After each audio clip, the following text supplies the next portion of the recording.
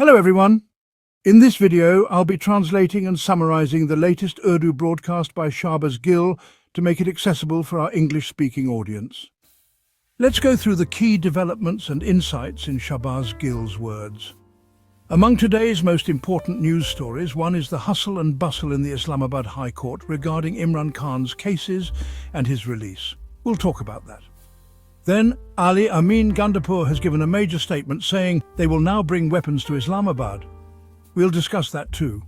Alima Khanum has said that no, they will not go to Islamabad at all. Along with this, Justice Asif fled from the court. He was the one supposed to hear the case. Besides this, we will also bring you updates from the United States, and we'll present some key highlights from the federal budget, what blunders the government has made. Then we'll discuss whether the Khyber Pakhtunkhwa budget will be passed without a meeting with Imran Khan, or whether it will be halted. So first, let's look at what happened in the Islamabad High Court. As I told you in the previous vlog, the Islamabad High Court is refusing to hear the cases related to Bushra Bibi and Imran Khan. Initially, the cases weren't even scheduled. Protests had to be held repeatedly. After the protests, the cases were listed, then dragged on until Eid, scheduled on the last day of Eid, and without hearing the cases on that day, they were postponed until after Eid.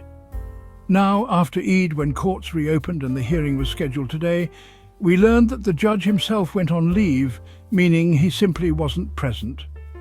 Justice Asif's story is odd. He was temporarily appointed to the Balochistan High Court, as per a tweet today by Qasim Suri. Within just 10 days, he was transferred and made a permanent judge at the Islamabad High Court. So you can imagine the speed of this journey.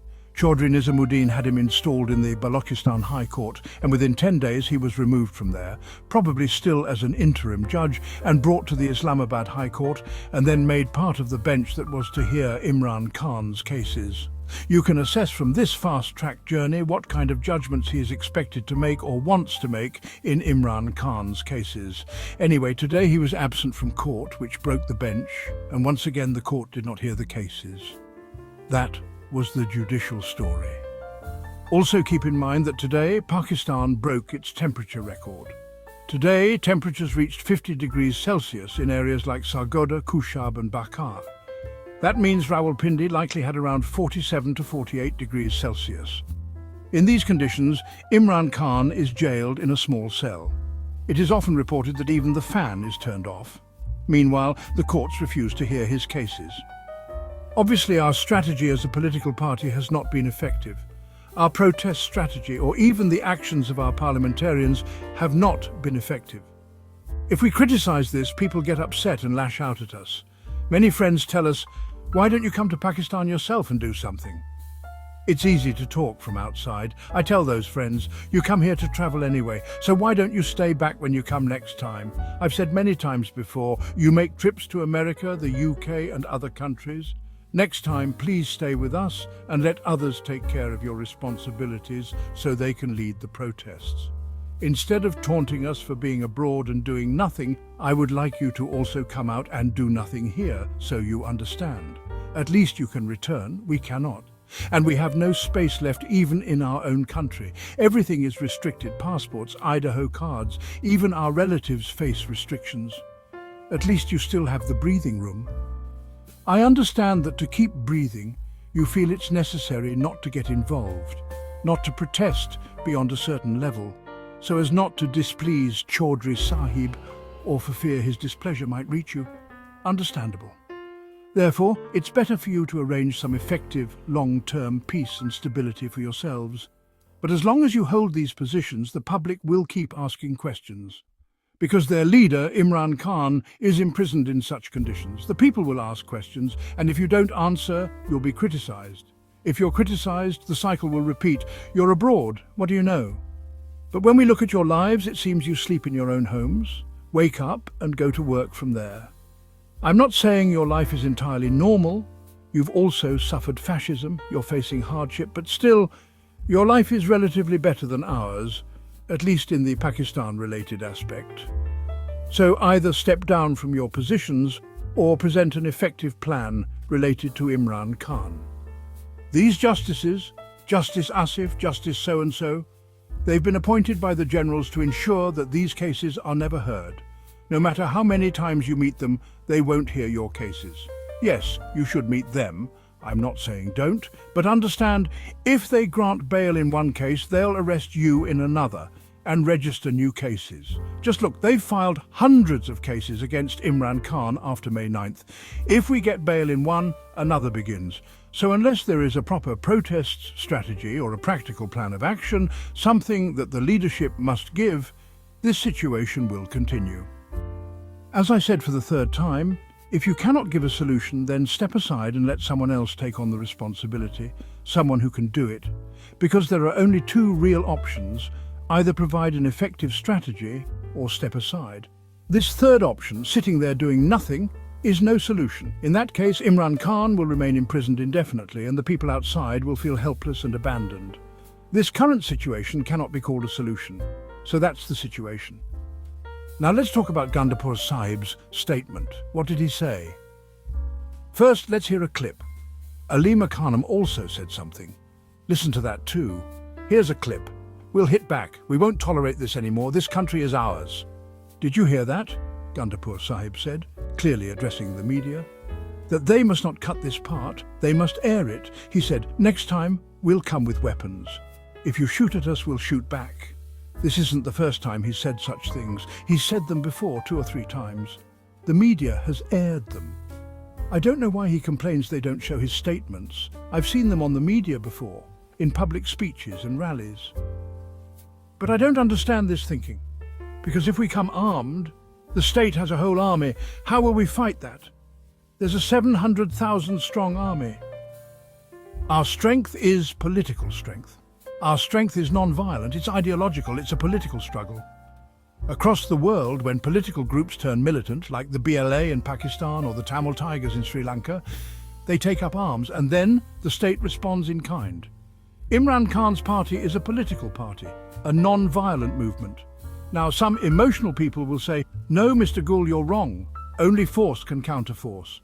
Sure, those are emotional sentiments, but a political party doesn't pick up guns. That's not its job. The day it does that, it loses the power it once had.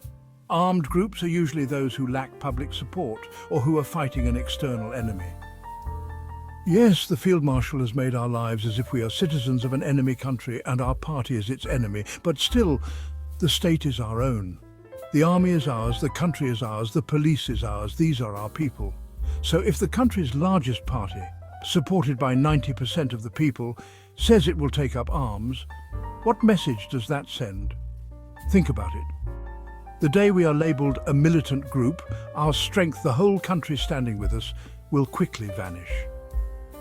So this mindset, obviously Gandapur Sahib must have spoken emotionally, having witnessed great injustice, but still it is not the right thing to say. Pakistan Tehreek-e-Insaf can never endorse this, Imran Khan will never endorse it, and this is neither the ideology of PTI nor will PTI ever take up arms. You also heard that Alima Bibi kept interjecting and gave a timely and effective rebuttal saying, Imran Khan has already refused to come to Islamabad this time, so where is the question of bringing weapons? We're not even coming to Islamabad. And here they are shooting at people. Talking about bringing weapons is completely out of place. So in a way, she indirectly rejected that statement. Obviously, the Chief Minister was speaking, giving his own point of view, and she gave hers. All of this needed to be presented to you. Let's now quickly touch upon the budget and then discuss a couple more issues. Regarding the budget, there have been some truly shocking decisions. First, they have reduced the Human Rights Division's budget by 75%. Understandably so. Field Marshal Sahib clearly has no regard for human rights. I think he wants to turn Pakistan into an animal kingdom, so yes, a 75% cut in the Human Rights Division. Honestly, I think it's more like a 100% reduction.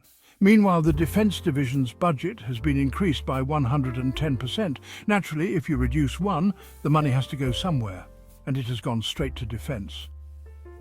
The Higher Education Commission's budget has been reduced by 36%. Because who needs education, right? We already had a Field Marshal Sahib saying this isn't brain drain but brain gain. With that kind of understanding of education, science and brain drain, clearly higher education is of no use here. So yes, a smart move. No need for colleges, universities or research. Take doctors, for example. Our Pakistani doctors work so hard here, only to then go to the United States, where people think they easily become successful doctors. But the struggle is immense. After their degree, they go through multiple exams and hardships just to qualify for the United States system. It's a decades-long struggle, not just figuratively, but literally. On the other hand, our own elite, some of whom couldn't even graduate from medical colleges, end up overseeing all the hospitals, universities and institutions. Their uncles and aunts are appointed over every significant department. So yes, reducing the HEC budget supports the agenda. Less education, fewer questions. Meanwhile, the Federal Cabinet Division's budget has been increased by 300%. Understandable, this division will issue all the quick notifications, help pass the 26th and 27th constitutional amendments, and prepare for a potential imposition of martial law. So yes, that's another well-thought-out decision. Industries and Production Division's budget has been reduced by 55%. Who needs production when we already have brain gain? The Interior Ministry, led by Mr. Saleh, has received a 50% budget increase. Very appropriate, since he's the one overseeing all these operations. If they're going to shoot people in the head, let it be with upgraded bullets, right? So budget increases like this are appreciated. The National Food Security Division, which should be ensuring the country's grain and food reserves, is seeing an 84% budget cut. Makes sense. There's no food anyway. Crops have failed, wheat and sugarcane production are down, and cotton has dropped significantly. So why waste money on food security? The judiciary's budget, yes, for judges like Justice Asif, has been increased by 105%. Quite deserved, isn't it? After all, they have managed to arrest 34,000 people for May 9th events and imprison many innocent people. That's performance. If anything, the Punjab Police and Rangers budget should also be increased by at least 105%, given how effectively they carried out their operations. The National Health Services Division, responsible for vaccines, federal hospitals and coordination with international medical bodies, has seen a 40% budget cut. Also quite reasonable. Who needs health? Let people live as long as they're healthy, and once they're sick, they should die. Field Marshal Sahib could probably even find a religious verse to justify it. So just shut down hospitals, make doctors do something else, cancel all research, and shut down higher education. A 40% budget cut in health services is a step in the right direction. One great move they've made, increasing the Cultural Division's budget by 60%. That's right, arts, dance, drama. If it's really going to artists, good. But I suspect that budget will go to DG ISPR's media campaigns, with singers like Sahar Ali Bagha churning out patriotic songs every few days. Another excellent decision. They increased the culture budget by cutting 99.7% of the Atomic Energy Commission's budget. Yes, the same commission that gave Pakistan its nuclear bomb, almost completely defunded. But why do we need nukes when we have our field marshal? He's more dangerous than any bomb. Just one glare and he'll incinerate the country. They've also increased the media budget by 50%. Because, of course, we need to advertise all this progress on television, radio and newspapers. That's how you fool the nation. The Parliamentary Affairs Division has been handed 2,500 million rupees, a massive increase. Because, well, someone has to fly members of Parliament around in chartered planes, arrange meals, accommodations and bribes for voting on constitutional amendments.